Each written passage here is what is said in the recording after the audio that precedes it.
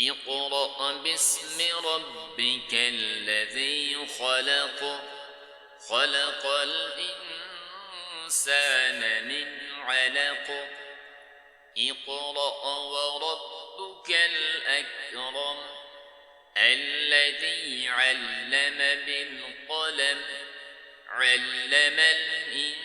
الإنسان ما لم يعلم كلا إن الإنسان ليطغى أن رآه استغنى إن إلى ربك الرجعى أرأيت الذي ينهى عبدا إذا صلى أرأيت إن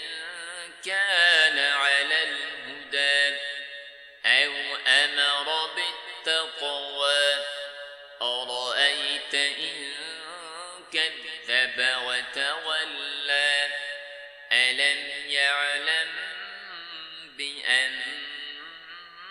الله يرى كلا لئن لم ينته لنسفعا بالناصية ناصية كاذبة خاطئة فليدع ناديه سندع